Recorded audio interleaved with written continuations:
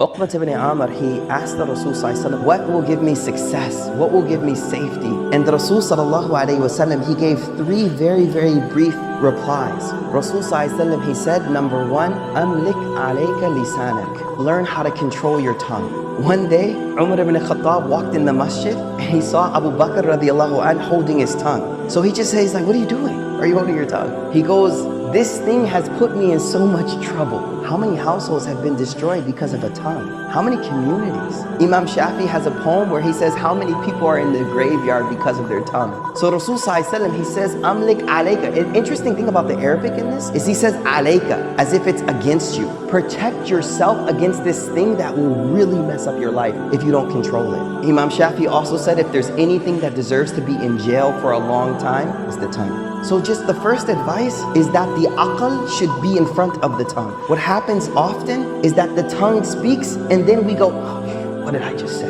The reason a word is called a lafaz, in Arabic, lafaz just means to like throw something, right? Because it's like an arrow. Once you shoot it, you can't get it back. You say something to your daughter, your wife, your brother, your sister one time, the rest of their life they'll remember. You can apologize for 10 years, but it stays there. And that's why Imam Shafi says the cut from the sword will heal, but the cut from the tongue will never heal. The way we learn how to speak, you know how when you have an infant, a toddler, and we celebrate speech, we're like, the first word, and then they never shut up after, right? So they say the same way we learned how to speak and we focus so much on how to speak, we also need to learn silence as well. You know, remember when we were small, we used to put kids in timeout? Timeout, don't say anything, just sit there quietly. I think a lot of us adults need some timeout, you know what I mean? So learn how to be quiet more, number one. Number two, Rasul sallallahu alaihi wasallam said, وَلْيَسَعْكَ بَيْتُكَ. Beautiful advice. Make your house enough for you. Meaning make the house a place that you're comfortable being.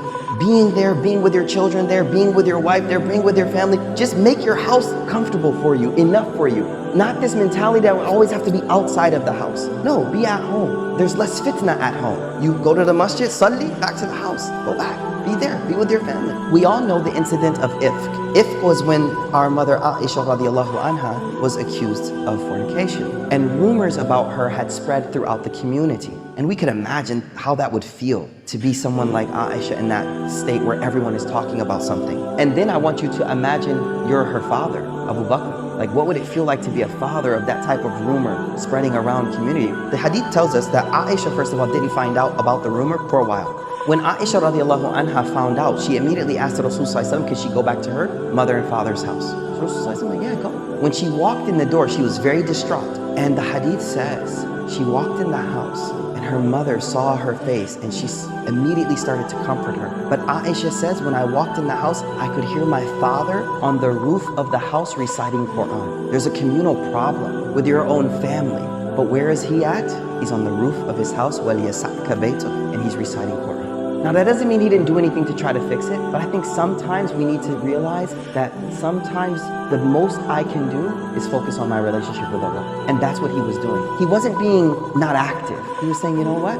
Maybe this is out of my hands and maybe I need to focus on my relationship with Allah. The third advice that Rasul sallallahu alaihi wasallam says, now this is important. Where is our mental focus at? What are we focusing on in life? Rasul sallallahu alaihi wasallam, he wants to direct our priorities.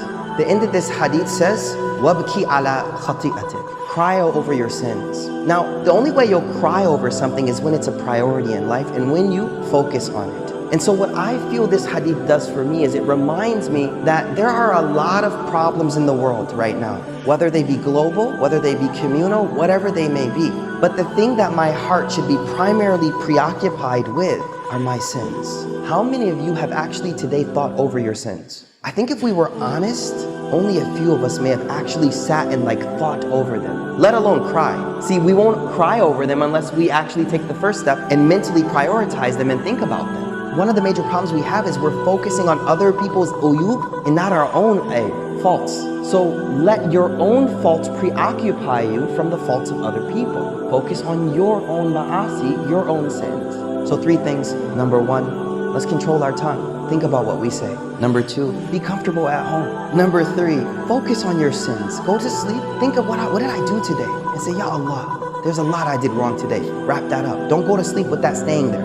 Don't go to sleep with those sins just sitting there. No, before you go to sleep, do that tawbah, clean those out, inshallah. May Allah subhanahu wa ta'ala give us tawfiq.